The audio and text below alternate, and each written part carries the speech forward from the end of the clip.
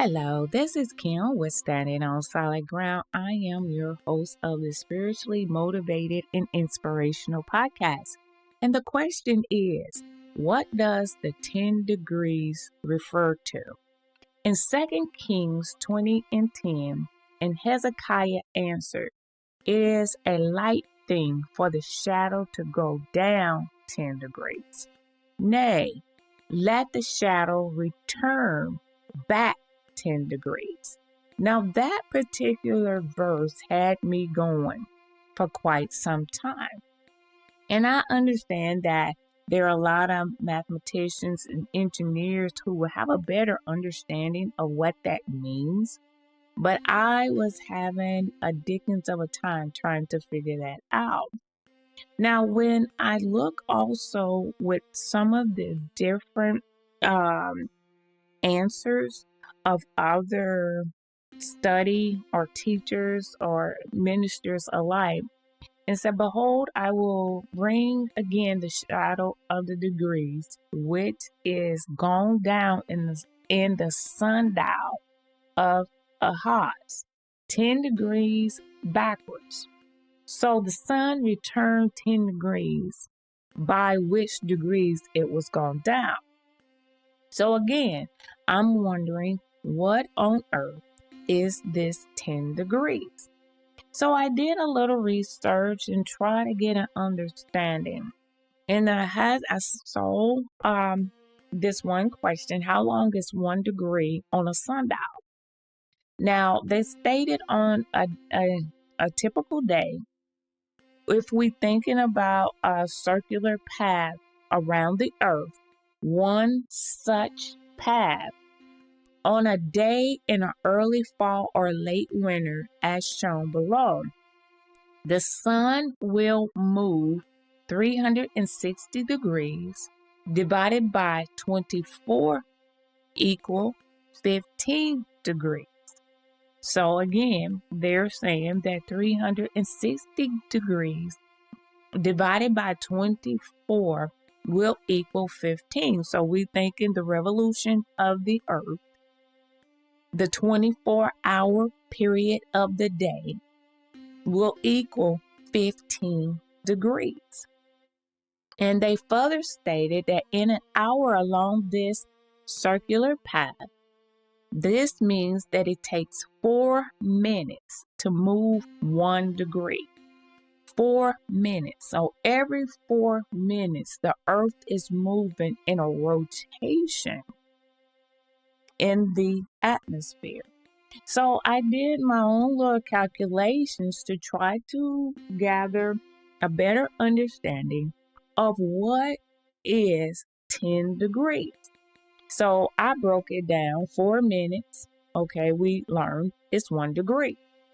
8 minutes is 2 degrees. 12 minutes is 3 degrees. 16 minutes is 4 degrees. 20 minutes is 5 degrees. So I'm thinking, okay, if 5 degrees is 20 minutes, then 40 minutes would equal the 10 minutes. So if we're thinking about daylight savings time, they move our degree, so to speak, our 1 hour back for the spring. For the fall and winter, and springing up in the summer, and for the spring and summer. So I'm like, okay, this is slowly making sense. I'm still, looking and seeing what this was all about. So I am figuring, and it also have been stated that 1 hour is 1 degree. Or, 1 hour, they have measured it, and I did have it here, but all of a sudden it disappeared from me. But anyway, when I was learning this and when I was retrieving this, I'm like, oh my goodness, this makes sense to me now.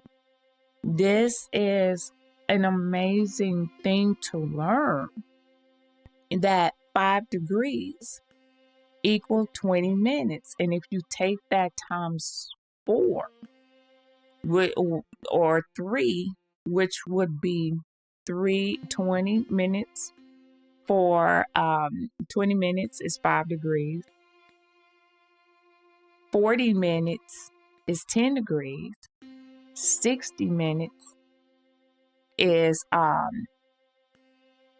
as we continue on is 15 degrees. So it's 15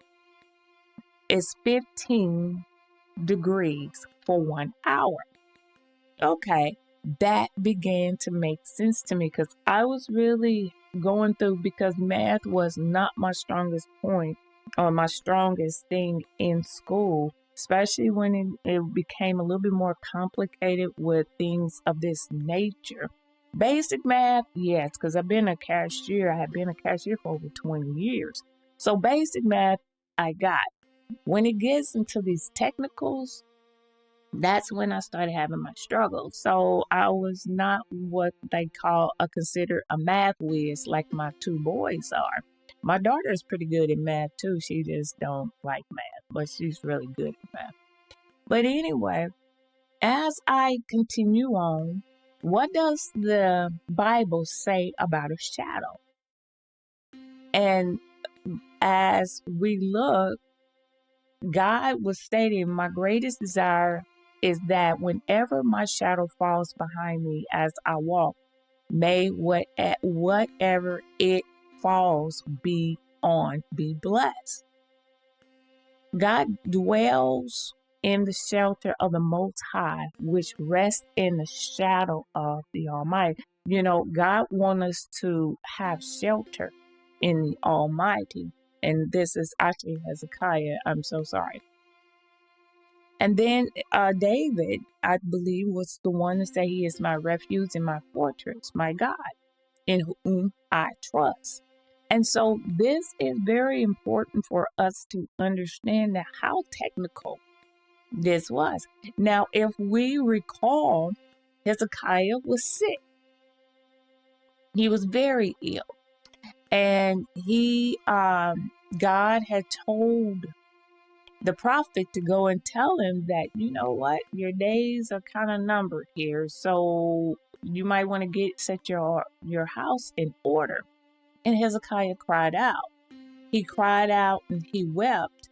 Well, in doing so, the prophet went back and told him, and they said, go ahead and tell him that he heard his cry and that God will heal him and bless him and give to him another 15 years to his life. That's a blessing within itself. So I was trying to make the connection. Why 15? 15 is very prominent number here. Because as we look, that we did the calculation of the 15 in the degrees. And so mankind and scientists of today is using that resolution for the earth and on its axis, that every 4 minutes there is a rotation, and that is of 1 degree. Something you never get too old to learn. And that was something that I found very interesting, to say the least. And so when we look at the importance of what God is doing in our lives, we need to understand also what he is speaking of. That way, when we read it again, I say, oh, I remember what that means. And then it all starts making sense. That's why we always have to study to show thyself approved, because we won't get it the first time. We won't get it after the 15th time. We will not get it after the 25th. We won't get it all. but we will have a better understanding of what it is that God is speaking of. Now, if we go to the book of 2 Kings, the 20th chapter, and I'm just going to start at verse 4, and it said, "And it came to pass afar, Isaiah was gone out into the middle court, that the word of the Lord came to him, saying, Turn again and tell Hezekiah, the captain of my people, Thus saith the Lord, the God of David thy father, I have heard thy prayer, I have seen thy tears. Behold, I will heal thee, and on the third day thou shalt go up unto the house of the Lord, and I will add unto thy days 15 years. I will deliver thee and this city out of the hand of the king of Hazarah,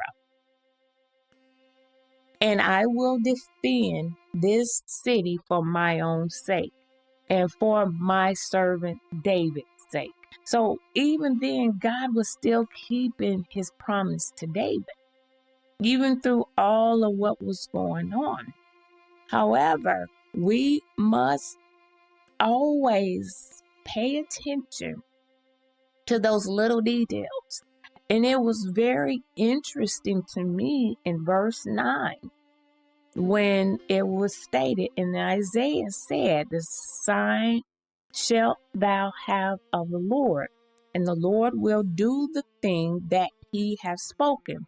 Shall the shadow go forward 10 degrees or go back 10 degrees?" So it was a question that was asked. Is it going to move forward 10 degrees or that 40 minutes? Or is it going to move back 40 minutes? That is crucial because God has his hand on time. If we remember when Joshua was in the middle of a battle, Joshua prayed out to God that the sun did not go down until they complete that battle. And I believe that when my son had asked me, does the Bible speak of daylight savings time? And I said, not directly, but let me check and see. That's where study to show thyself approved comes in, because that is technically when daylight savings time did take effect. God was the one who originated daylight savings time. He held the sun in the air until the battle was done. No one else could do that. No one else has done that. No one can pretend like they can do it. The sun is always going to go down when it's supposed to go down, and it's going to rise when it's supposed to rise. Only God can stop time. And this was an amazing event. So 2 miracles. Joshua had the sun to remain up in the sky until they completed their battle. Hezekiah had 15 years added into his life. Now, if we look at 15 years was also mentioned in the studies in regards to the sundial. The sundial is how they told time. You know, like there was hourglasses. There was a sundial that it was almost like a compass, seen as some sort. That this is what they use. Now, if we go and look a little further, on a given day, the sun appears to move in approximately circular path about the earth. And so that 15 degrees is an hour along the circular path. So 15 is considered an hour. It all makes sense. Now, Hezekiah was given 15 years added onto his life. That 15 is very significant. Do not know how significant it is to God, and I haven't gotten in that depth of that detail but it does make sense. So, again, that question is that I was working on, and it really just kind of got into my crawl a little bit. What does the 10 degrees refer to? That 10 degrees of just shadow, whether moving forward or backwards, whether moving life 30, 40 minutes behind, back it up 40 minutes, or 40 minutes ahead. Which way will that time go? And again, we understand that God is in control of time, not man. This was very intriguing for me. It was very exciting to learn because I learned something new. I learned more about the sundial and about the degrees within the resolution of the earth and how it spins, and that the rotation of the earth spinning, the sun sets still, the moon sets still. We are believing that the sunrise and sunset is that the sun and the moon is moving. No, it's not the sun and the moon that's moving. It's the earth that's moving. We're just moving in such a resolution that we don't realize we're moving. But it's not the sun, moon, or the stars that's moving. It's the earth. And the earth's circular rotation is causing us to see the sun rise and the sun set. But it's not the sun and the moon and the stars, because if we go back into the Word of God and we take a look at that, the Bible said the sun sets. The sun, the moon, and the stars are set. And if we get that notation in our mind, when they say sun set, what is that meaning? That it is setting. It's not going anywhere. It's not moving as we are believed that it's moving. It is actually the earth rotating.